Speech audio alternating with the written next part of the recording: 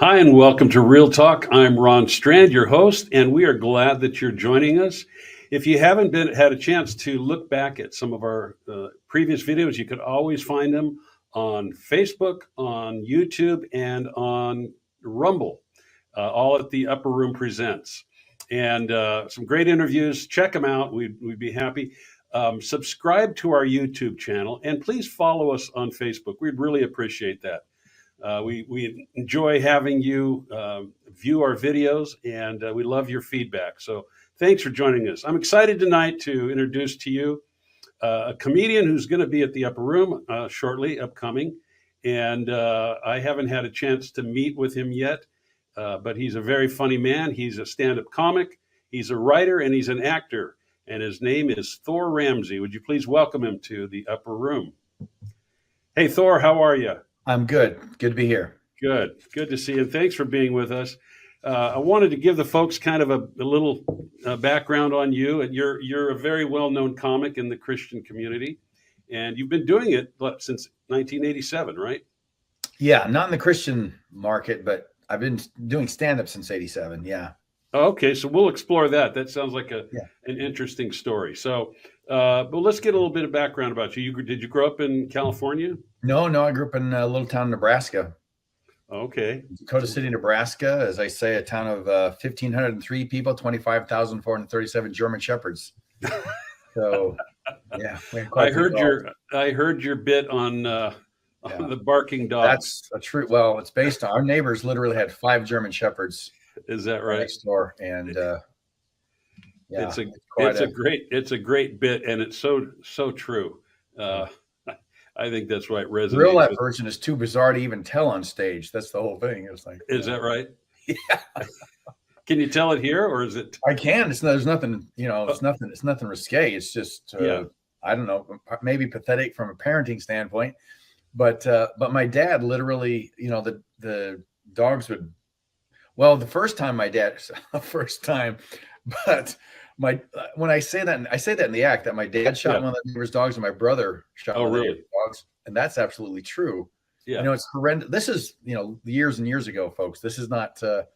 They were products of their times, and I was a little kid, so I'm innocent of it, other than being influenced by it. But but they had these 5 German Shepherds, but they were not well trained dogs. They were literally just. I got bit by 2 of them at one time.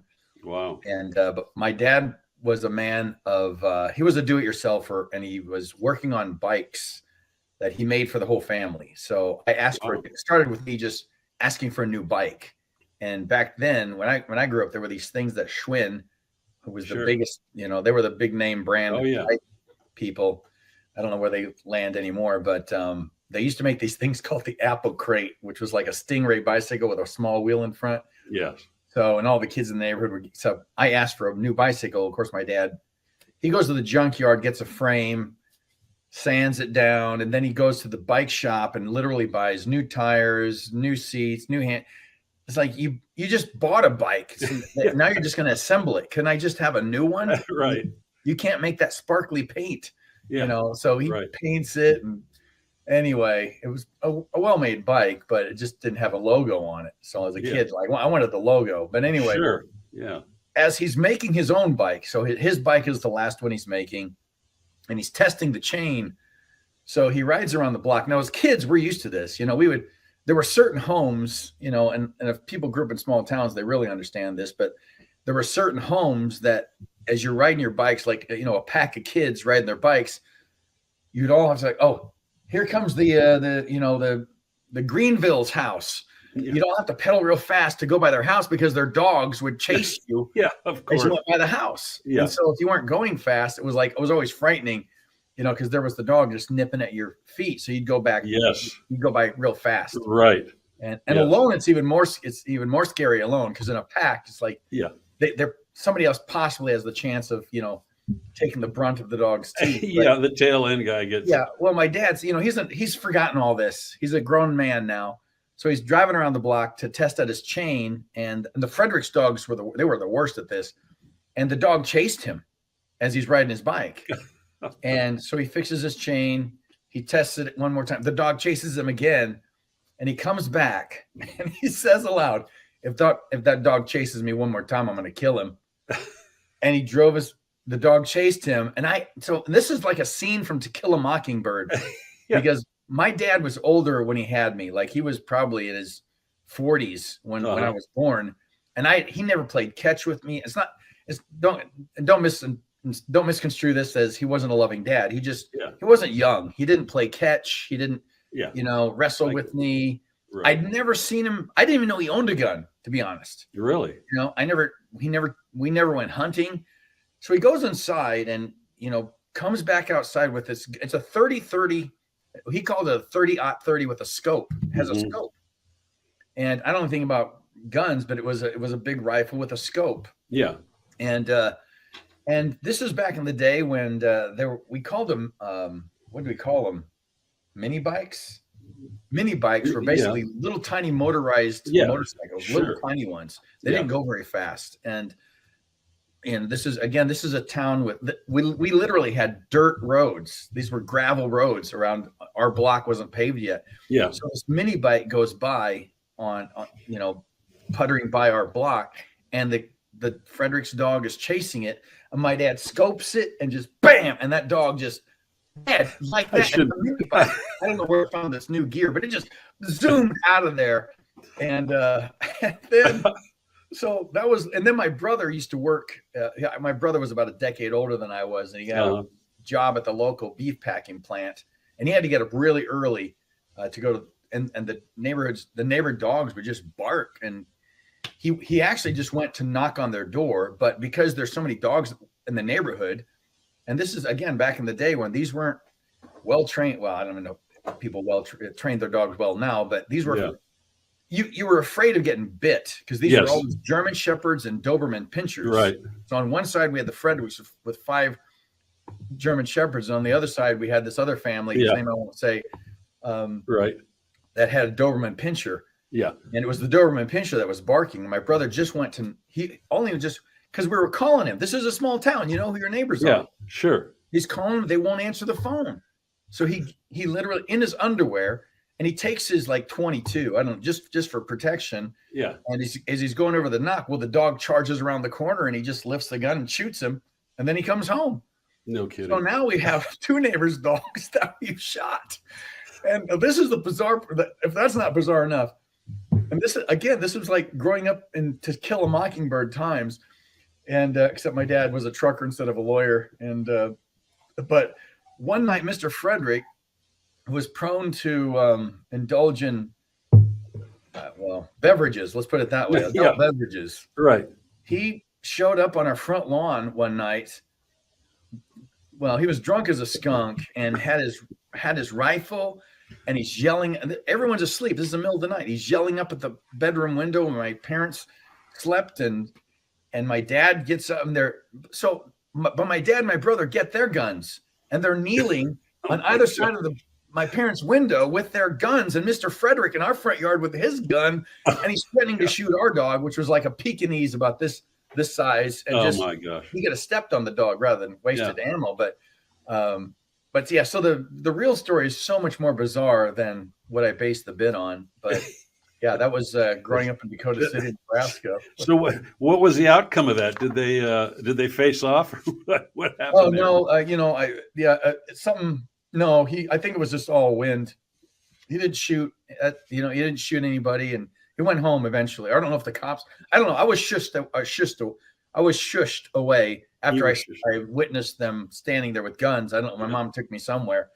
So I don't know if the police came or if they threatened to call the police or what the situation was, but stuff like this was always going on in Dakota City, Nebraska. Our other neighbors, his brother-in-law tried to shoot him with a shotgun. He pushed the gun up at the last second. He went off, and they were all in the front yard, fighting over this shotgun one Sunday afternoon when my dad and I were watching some program on PBS, believe it or not. Wow.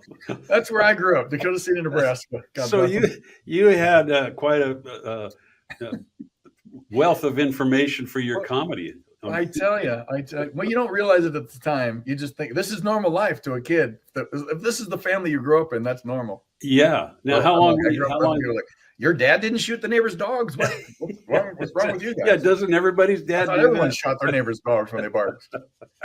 Yeah, well, I could totally relate to that whole thing about driving by a certain house and their dog always chased you, and that's crazy. So how long did you stay in Nebraska, or when did you go to school there? Yeah, well, they bused us because Dakota City didn't have their own high school anymore. They did at one time. I was really disappointed because we had a better mascot. They were Dakota City Wildcats, and then they bused us about 7 miles away to South Sioux City, Nebraska, where they had the Cardinals, which is one of the lamest mascots. I can't believe baseball teams or especially football teams don't a Cardinal anyway. It's just a lame mascot. I still stand by that. I'm sure it's a pretty bird, but you don't the South Sioux City Pretty Birds. Do you want to be called that? No. Yeah, right. You want to be the Wildcats. You want to be something with teeth. Yeah, something predatory. Predatory. Yeah, so I graduated there, and then after I graduated, I went to college 1 year at the University of Nebraska, and then a couple years at Texas Christian University, and then I got a job in an industry, the trucking industry, as an operations supervisor. Is that following your dad's footsteps? Is it? No. My dad was basically he was really an independent. Well, how many? So this is back in agricultural. Nebraska's an agricultural state. Sure. And so this was back in the day when you could buy a few trucks, and the local farmers really supported your trucking company. You'd go and haul their cattle off instead of them buying the trucks, you'd buy the trucks, and then you'd haul their cattle to the livestock. Yeah. And then my dad had a corn sheller. So he would, I can't even say corn sheller, but he would shell their corn, haul their cattle. So he was home every night. So he never really did over the road trucking. He was just, the local agricultural community supported him. Yeah. Now, I was in an industry called, it was LTL freight, which is less than a truckload. Yeah. So it's businesses that ship different things, and they don't want to have their own, they don't ship enough to have their own fleet of trucks, but they still need a trucking company. So it kind of works the same way. These trucking companies nationwide would, they'd send out, this is really boring. I found it boring, and I was in the industry. I hated it. I was like in my 20s, and somebody offered me it was almost like 30 grand a year, which back in the day, that was a big paycheck. Oh yeah. So I'm like, yeah, I'll do it. Cause I had a little bit of experience. I could put together a fake resume. Yeah. And this is my, advice for younger people. It's like, whenever you take a job that you don't love, you're eventually going to get fired from that job because they're going to find out you don't love that job. Because when you don't love the job, you don't pour yourself into it. And so that's why it's difficult to do a job you don't love. Now, sometimes you have to, but I didn't love the job, and I eventually got fired from that. And that's what brought me into stand-up, really. Is that right? Yeah. Now, I always thought about stand-up. I mean, when I was even in high school, I had a notebook and I started writing bits. And this is my junior year of high school. I remember our history teacher, for some reason, had to leave the room for 5 minutes or so, and he made me the monitor. Or he made me he put me in charge of the class in a sense. So I said, well, I've got my notebook here. You guys want to hear a comedy routine? Well, yes. So my first time ever performing was in front of that history class, reading a comedy routine, and it was a big hit. Was it? Came back, and so that was really but I always thought of being a stand-up, and I think it was my senior year. The girl I was dating at the time came to me and said, hey, I dreamt you were on the Tonight Show last night. And she goes, you had a good set.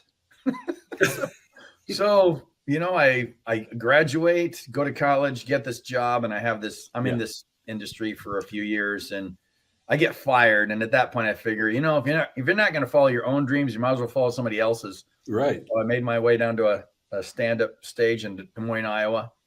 And they had a contest. so I entered the contest and I won the first round. And then they basically just made me the house MC, and I started MCing every week at the same club for within a year I was working full time. This is this was 1987. Yeah. This is, like the housing boom. There was what we call a comedy boom. Yeah. Really started by Steve. If you want to know comedy history, Steve Martin really started it.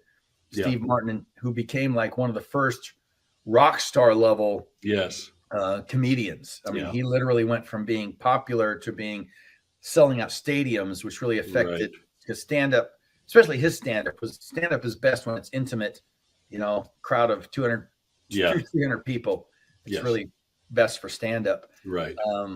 But he inspired an entire generation of, let's say young white males for the most part, finding their way down and so comedy clubs started popping up all over the place. And there were more clubs than comedians. So the demand was great. And then like the housing boom, it starts going down, but you can still make money on a boom if you get in right at the tail end a lot of times. So that's where I came in, right at the tail end of the comedy boom. So that's why I could start working I was working full time within a year, 42 weeks a year, traveling all over the country, doing doing like the Funny Bones. I started in, then you do what's called a lot of one-nighters. You have these little agents who put together a string of one-nighters in the Midwest or Minnesota or wherever. And so you're out working the road, trying to develop an act. So your initial act wasn't necessarily, you weren't, were you a believer at the time? You weren't doing, well, I was a fallen believer, put it that way. Yeah. Okay. I came to Christ my freshman year of college through a campus ministry. So I've always loved campus ministries. I actually wanted to go into campus ministry at one point. It just didn't, that's not what the Lord had in store, but my desire was to do that at one point. I still love the college campus. I love the campus. I love the college experience. I still love a college campus today. Yeah. But they weren't great at discipling me in theology. They discipled me in what to do. Yeah. So it was really kind of, here's the basic gospel. Now you just need to do all these. Here's what you do. And so I was a really sincere believer for 3 years, but then I fell into if you're not influenced by good theology, you'll eventually get influenced by bad theology. Yeah. And so I got influenced by a gentleman by the name of Charles G. Finney, who was he's a famous evangelist from the Second Great Awakening. And he's, the inventor of the altar call. But if people know anything about his theology is really heterodox, which means he wasn't heretical enough to be called a heretic, but he had some really bad doctrine. Did he? Yeah, he really did. Finney was, now I didn't understand it as a young, 20 something in my early 20s. Right. But I was reading his sermons because Finney, by all intent, Finney was a moralist is really what he was. Yeah. And moralism, it's not that Christianity doesn't have anything to do with moralism, but if you don't continually have the gospel as your foundation, moralism leads to all kinds of disaster in the Christian life, I think. Because you basically confuse your justification with your sanctification, and you end up trying to be accepted by God by your behavior. Yeah. And that's always a losing predicament because we see a lot of that today, don't we? Yeah, it's a disaster. So, and Finney believed you could lose your salvation. So in one sense, I was trying to keep my salvation with my moral behavior. Yeah. And when you do that, if you're successful at it, you become very self-righteous, number one. And when you're unsuccessful at it, you're full of condemnation. Yeah. So it's, so those are your two extremes in your Christian life is self-righteousness or condemnation. And that's just, neither one of those are good for a Christian life. That's a good witness. So, but I was really carrying the burden of trying to be accepted by God through works. Now, had I been reading Romans or Galatians, I would have found out that's what the law does to you. It shows you that all have fallen short of the glory of God. That's that burden you're carrying that you can't make yourself acceptable to God is the law telling you, no, you can't because you're a sinner who's fallen short. So thankfully the free gift of God is eternal life in Christ. So, but I fell away for over a decade. And it was in that period that I fell away that I found that I started stand up. Yeah. So, Yeah. So I started stand up in clubs, and I was clean initially because when I started in '87, the guys who discipled me told me, if you want to work television someday, you got to work clean. Yeah. You got to be TV clean. So I started working clean. Yeah. And then I went through my periods where, I got influenced because cable became really big, and then it changed the whole comedy game. Yeah. Because before the advent of cable, anyone who became a famous comedian had to work clean for television standards. Yeah. Once cable hit, that was flown out the window. I was thrown out the window. Because now comedians became famous who were dirty. And so it changed the whole comedy landscape. So I went through a period, but I came back around when I did and I still wasn't walking with the Lord. Yeah. So it was a weird dichotomy in my heart and mind. Yeah. I still believed everything that I understood about the gospel and who Christ was, but you would have met me and thought I was the furthest away from the kingdom of God. Is that right? Of anyone you'd ever met. Yeah. Well, so that's interesting, that whole transition of your theology and your thinking, and then starting off your comedy more as in just secular. And I always like to ask comedians is where I'm sure you had a lot of experiences as a stand-up comic, especially doing small clubs and places, because you're dealing with drunk people in the audience, and you're having to deal with hecklers from time to time. But what is the biggest difference in, say, a secular audience as opposed to, perhaps when you're playing at a church or in front of? Well, you really just said it. A secular comedy club, their main goal is to sell alcohol. That's the goal. Right. Goal. Comedy is not the goal. Comedy is just a reason to sell alcohol. So you're dealing with, number one, you're dealing with people who are inebriated. So that affects, their response, how they see things, how they hear things. The other thing you're dealing with is tons of distraction. Waitresses going around. You got blenders in the back sometimes that can be heard. Yeah. So that's why comedy developed into this really quick, bang, bang, bang, bang, bang, because you're trying to keep people's attention. You can't do anything, can't do long setups or anything. Yeah. It's like the rule was, every 10, 12 seconds, you should be getting a laugh or hitting a punchline. Yeah. Now, when you jump into the church market, so to speak, it's like doing a theater. Everyone's attentive. No one's drunk. There aren't distractions. If you give what's called a pregnant pause, you can have a pregnant pause. You generally, if you try to do a pregnant pause in a comedy club, that pregnant pause is filled with all kinds of, a waitress dropping a tray of, drinks, or a blender going on or something, or a drunk jumping on your line or something like that. But so it was really like doing a theater, number one. Now, the dangerous thing about going from clubs to churches is that Christians are very forgiving, and they're very encouraging.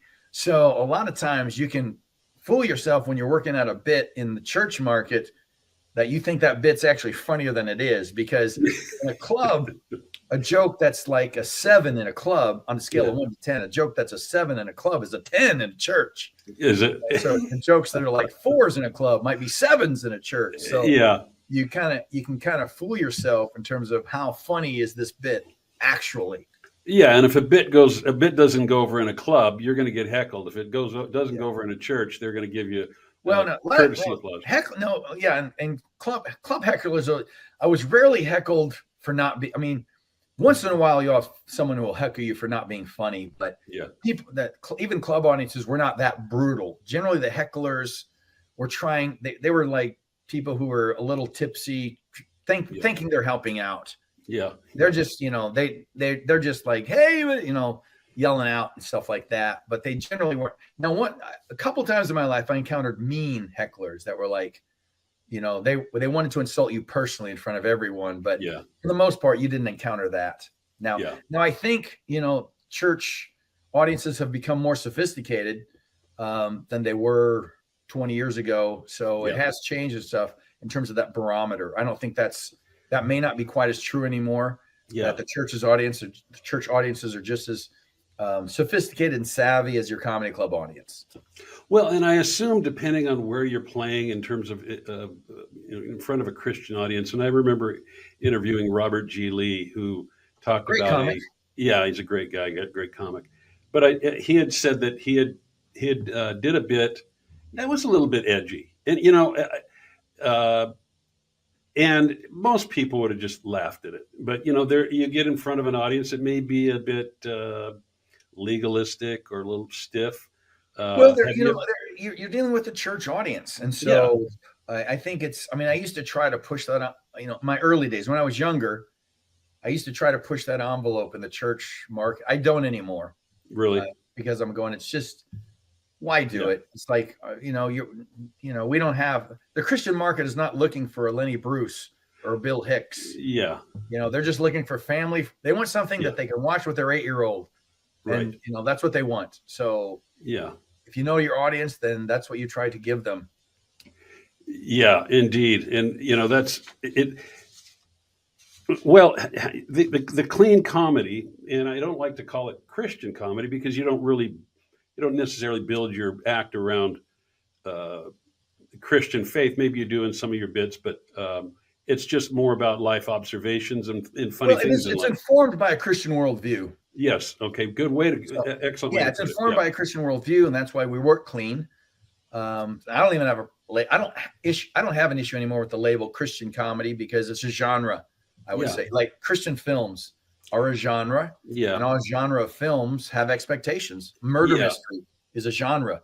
So you better have a dead body within the first, 10 or 15 minutes of that. Or people are like, what are we watching? I thought this was a murder mystery. Yeah. So genres come with expectations, and Christian films, whether Christian filmmakers like it or not, they come with expectations.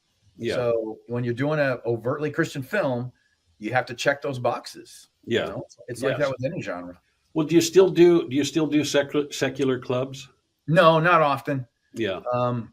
I used to do what I did for quite a few years is we would go into places like the Improv. Yeah. And we would do special nights. Clean, we call it pure comedy, or they advertise a special clean night. Even at the Miami Improv, they used to advertise it as Christian Comedy Night. Oh, did they really? They had a local Christian radio station that they partnered with. Now, when that partnership was going well, man, that was amazing. But of course, you have two entities that when something's going well, all of a sudden somebody wants a bigger piece of the pie or something like that. Always happens. You get some sort of ego involved, and then it just destroys the whole thing. It all blows up. But back in the day, they did 2 nights, Monday and Tuesday at the Miami Improv. Or no, I take that back. So West Palm Beach Improv was West Palm Beach. Yeah. They did 2 nights of Christian comedy, and both nights were sold out. Wow. And those were amazing shows. But we used to do shows like that all around. But again, it was more special advertised nights in the clubs. Yeah. Well, so you've made a transition and you became an actor, and you've gotten into movies. You've done 3 movies that I know of. Well, maybe 4 now, because we're going to talk about church people. But you did Fool Me Once in 2017, The Nose Job in 2014, and Skip Listening in 2010. So how did you transition into acting? And I'm assuming, was that all comedic acting? Yeah.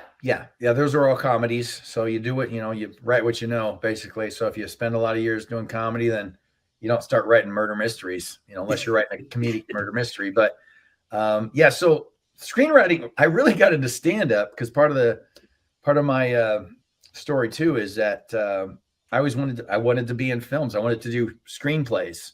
Yeah. And so I started one of the reasons I became a stand-up was by naively thinking, well, I'll have so much time during the day to work on screenplays. Yeah. That, I can just do stand-up in the evenings. Sure. And write screenplays during the day. And that was the idea. But not knowing when you start stand-up and you're developing an act, it takes a huge amount of dedication. It takes, it's an old truism. I think it is ascribed to a great character actor, the guy who played the uncle in Mary Poppins. I can't think of his name right now. A British actor, I think, right? Ed Wynn, I think was his name. Ed Wynn, yes. Ed Wynn. And I guess he was, dying. I don't know what he was dying of, but he was in the hospital dying, and somebody visited him and said, "How are things?" And he goes, "Comedy's dying is easy. Comedy is hard." So that's kind of, no, he did a variation of it, but it came down to that dying is easy, comedy is hard. And so, not not realizing that you have to devote a lot of time learning the craft of stand up and what jokes are and how they work and all that. So the whole screenwriting thing was shelved until years later. And then, after this is that I'm in the Christian market, and I'd been working on these screenplays, and I was working on this one screenplay. I think I'd written a screenplay. Well, I'd written several, but I'd written one specifically for the Christian market. I wrote a couple, just general markets, romantic comedies. Yeah. And then I'd had this one that I had just for the Christian market. And so I was just looking to get it made. I just wanted to get it made. You know, filmmaking was changing because you didn't need billions of dollars to make a movie. You just had get somebody with a good camera and get a crew together and, that kind of thing. So I was looking for people who were filmmakers, and I connected with a gentleman by the name of Christopher Sean Shaw on Facebook, who was making little films about his goldfish. So clearly he was single and lonely. So I knew that he had plenty of time on his hands. So I contacted him, and he said, "Hey, we're doing the 168 Film Festival this week. You want to become part of our team?" I'm like, "Yeah, sure." So that was the first. We made a 10-minute short called "Skip Listening," and that's really where I started learning the filmmaking. Because even though we only shot for 3 days, we had the same crew that you would have on a 21-day shoot for a major motion picture. Now, everyone just donated their time. Yeah. So you had, the guy who was our director of photography brought his own crew, and he had access to this company that rented Red cameras, which is like the highest end camera you can use. It's what they used to make, tons of motion pictures. Yeah. And so we put together that kind of team and shot those, but we did that probably close to a dozen times, made about close to a dozen 10-minute shorts. And then that led us to, then it's just networking. And then Christopher is Mr. Social Media Madness. Yeah. And what we ended up doing was taking the same skill set that we were learning, making those 10-minute shorts. And we took some scenes from the full length version of the script I had. And we basically made a 2-minute trailer. We took one day, called in a bunch of favors, put a crew together, cast it, and shot it. Took an entire day. We shot a 2-minute trailer, put it together, started circulating on social media. Stephen Baldwin saw it, liked it. We had a phone conversation with him. That was at least 45 minutes to an hour. Then we met in person for a few hours. And then he gave us the commitment. He says, "I'm going to get this thing funded." And it took him about 2 or 3 years, but God bless him, he found the funding. So that was for which one? Church People. Oh, the one. Okay, Church People. That was for Church People, which we shot for about a $1.7 million budget, which sounds like a lot, but in Hollywood, talk, it's a really low budget film. Yeah. But hey, we made a movie. That's the whole thing. We made it. We got it out there. It's on Prime Video right now. Anyone can watch it for free on Prime Video. If you have Prime Video, just search for Church People. It'll come up and you can watch it. Okay. And we've gotten really good response from it. Excellent. So it's called Church People, and they can find it on Prime Video. And so tell us about the cast. Stephen Baldwin's in it. Stephen Baldwin. No, I ended up playing the main character because it kind of worked out this way. I played the main character in the trailer, and then the gentleman who played Pastor Skip in the movie, Michael Monks, who's an amazing actor. As a matter of fact, I just saw him. We just watched Garfield I've got a 4-year-old, so we end up watching, I've got a 21-year-old, a 13-year-old, and a 4-year-old. So you spread them out there. We're good planners. But we watched Garfield the other day, and boom, there's Michael Monks. He shows up in Garfield playing the dog catcher or the animal control person. Right. So it's hilarious. But Michael Monks, great actor, and he played Skip in the trailer.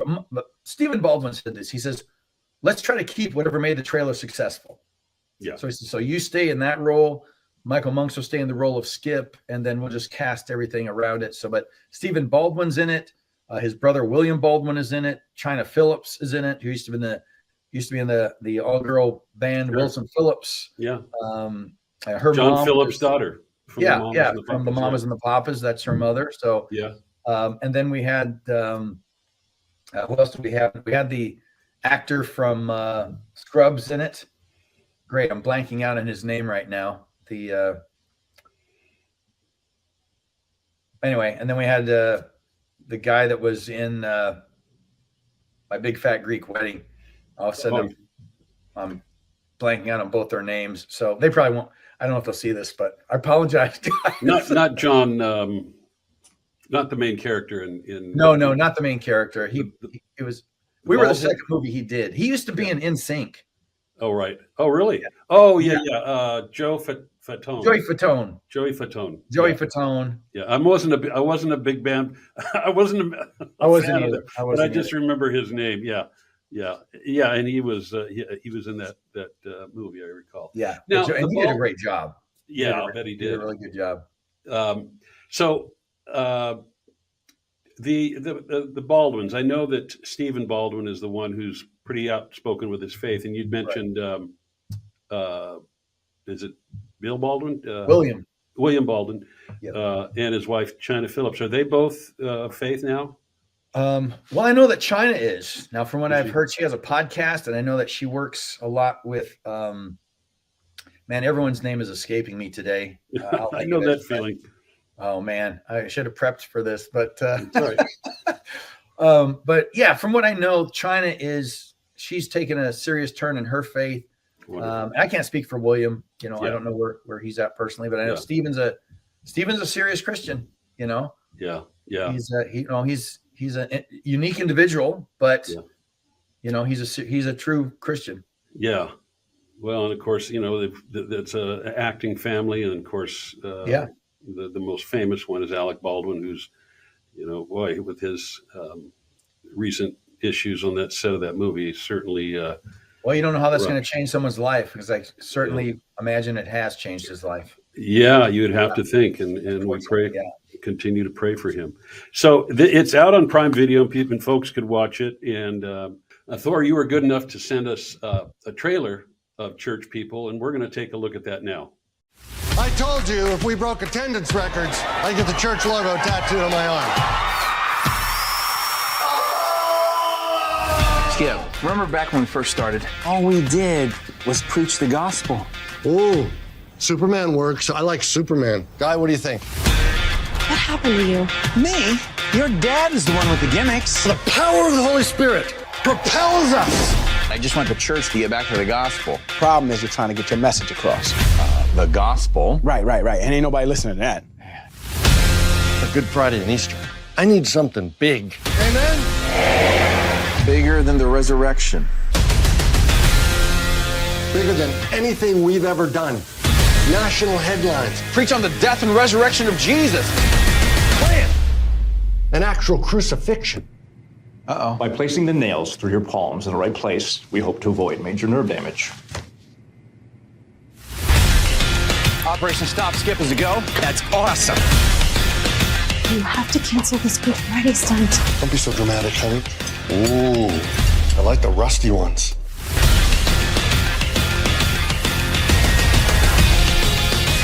What are you gonna do? I told him he's insane. Been praying for you about that toe fungus. This could be beneficial for all parties involved. We foster a yes environment here.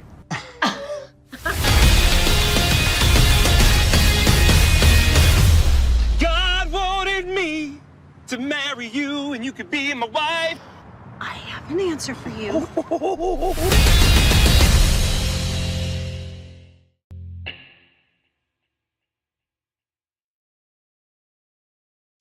Well, that was a very funny clip, and so I'm looking forward to watching that full movie. And again, I'm going to mention the name of the movie. It's called Church People, and you can find it on Video Now. Video Now. Oh no, Prime Video. I'm sorry, Prime Video Now. Yeah, Prime Video. Like if you have Amazon Prime, they have a thing called Prime Video where you pay a little extra. I don't know what it is. It's like Netflix. People that have it will know about it, but if you don't have it, it's through Amazon. Okay. And you look through Amazon Prime, and you pay a fee, and then you get all kinds of movies.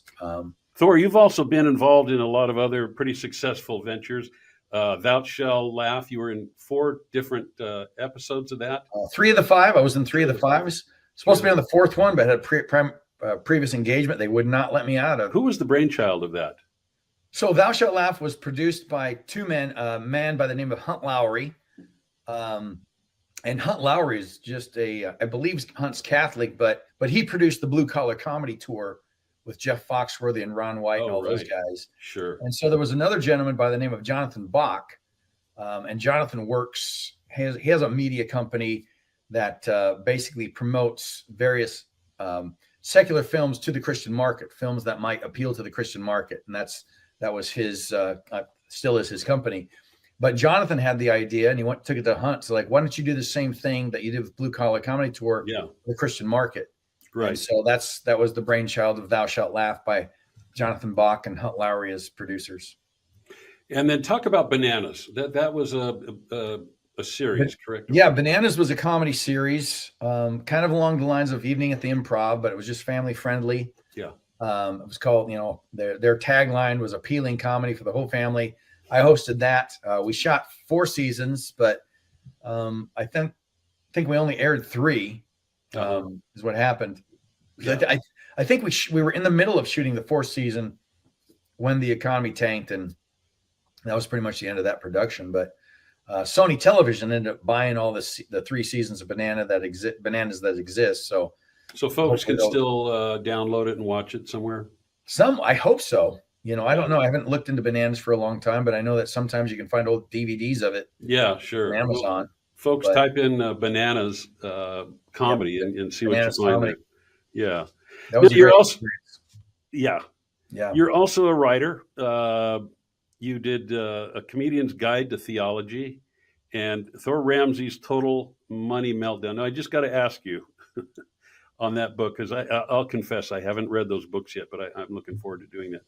But on the Total Money Meltdown, were you playing off the name Ramsey? Oh yeah, sure. There's a whole long story behind that. I won't share, but it was really a humor book. My wife and I followed Dave Ramsey's book, Total Money Makeover. Yeah. And what I found about climbing out of debt is that it's extremely discouraging. Yeah. So when I was talking to my editor, he's like, "What's your next book you're going to work on?" Like, well, I'm keeping notes. I was keeping notes as we were trying to climb out of debt, and it was about an 18-month period. And I said, well, I'm in the middle of taking these notes on climbing. Let's do that as a book. So I'm like, okay, let's do that. Yeah. So that's really what that book was based on. But I have a novel coming out this year called The End Times Comedy Show. So that should be released. I don't have a release date yet, but I just sent in the final copy edit yesterday. So it's a complete work of fiction. But I'm really excited about it, hoping that that'll find an audience. Oh, that sounds great. So the books can be found, I'm assuming, on Amazon. Yeah. Okay. Yeah. Excellent. So let's talk a little bit more about your faith. We talked a little bit about it earlier, and how faith really informs your comedy. And tell us, you'd mentioned having a period where you walked away from Christ. What was it that brought you back? Was there a certain event in your life, or was there? I got married. You got married. Yeah, that'll do it. You're just like, I'm going to need help to make it through this. That was really the crux of it. So 6 months into the marriage, so we returned to church, and that was however many years ago now. So we've been married 20 some years now. So excellent. Maybe 20. Excellent. Boy, I don't even know. That's bad, but we're not. Yeah, we're staying married, so it doesn't matter how many years. Yes, indeed. Do you share on stage your faith journey at all when you're doing stand-up, particularly in churches? Sometimes I do. It just depends on the venue, and once in a while I'll do. I used to do bits on the various things in the Christian subculture. I used to have a whole segment that I would just do on the Christian subculture, but things change in the Christian subculture, so it really becomes dated at some point. So I used to do bit on the Left Behind series. I had a whole bit on the Left Behind series when that was in its heyday.